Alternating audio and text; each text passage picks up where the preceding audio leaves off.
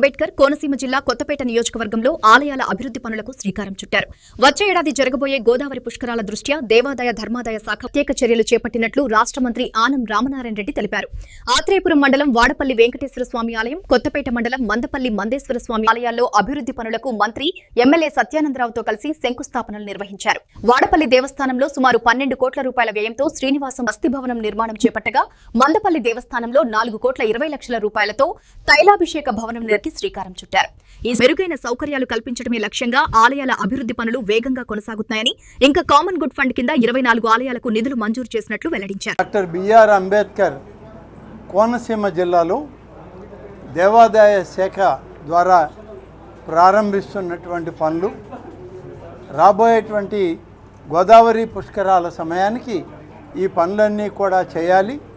వచ్చేటువంటి వేలాది మంది లక్షలాది మంది భక్తులకు గోదావరి పుష్కరాల్లో ప్రత్యేక అనుభూతి, ప్రత్యేక దైవ దర్శనం ఉండాలి అనే ఉద్దేశంతోనే పురాతనమైన ఆలయాలన్నింటినీ కూడా ఇవాళ పునర్నిర్మాణం చేయడానికి సంకల్పించుకున్నాం. శాసనసభ్యులు, పార్లమెంటు సభ్యులు, అనేక మంది మా సహచరులు, మిత్రులు, కూటమి నాయకులు అడిగినటువంటివన్నీ కూడా ఒకటొకటిగా చేసుకుంటూ వస్తున్నాం. ఈనాడు మన ఈ యొక్క కోనసీమ జిల్లాలో వాడపల్లిలో వెంకటేశ్వర స్వామి దేవస్థానం శ్రీనివాసం బిల్డింగ్కి 12 కోట్ల రూపాయలు మంజూరు చేయడం జరిగింది. మందేశ్వర స్వామి వారి దేవస్థానం మందపల్లిలో తైలాభిషేక మండపం, అన్నదాన భవన నిర్మాణానికి 4 కోట్ల 20 లక్షల రూపాయలు మంజూరు చేశాం.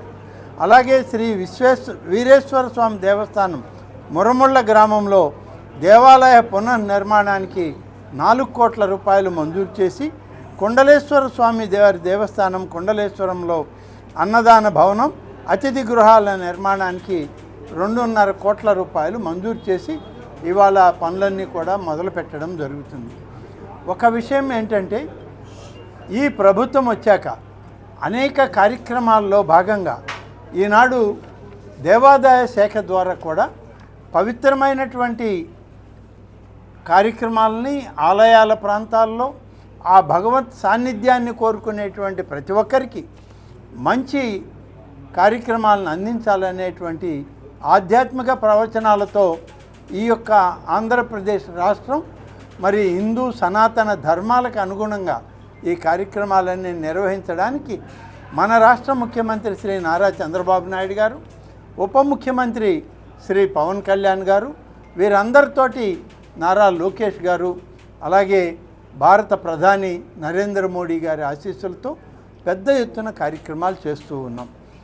అంబేద్కర్ కోనసీమ జిల్లాలో ఇప్పటికే ధూపదీప నైవేద్యాల కింద 202 ఆలయాలకి మంజూరు చేసి ప్రతి నెల 1వ తారీఖు వచ్చేటప్పటికి 10,000 రూపాయల ఆ ఆలయాల అర్చకులకి బ్యాంక్ అకౌంట్లలో ప్రభుత్వం పంపిస్తూ ఉంది. ఆ మొత్తం 2 కోట్ల 42 లక్షల సంవత్సరానికి భారం దేవాదాయ శాఖ మీద ఉన్న ఇది చిన్న ఆలయాల్లో ఉన్నటువంటి అర్చకుల్ని ఆదుకోవాలి, వాళ్ళు పరిశుభ్రమైన మంచి వాతావరణంలో ధూపదీపాలు ఉంచాలి అనేటువంటి దానికి ఏర్పాటు చేయడం జరిగింది. కామన్ గుడ్ ఫండ్ కమిటీ కింద ఈరోజు 24 పనులు మంజూరు చేశాం. 25 కోట్ల 40 లక్షల రూపాయలతో పనులు జరుగుతూ ఉన్నాయి. ఈ 24 పనులు కూడా 6 అసెంబ్లీ నియోజకవర్గాల్లో ఈ జిల్లాలో జరుగుతూ ఉన్నాయి. 24 పనులు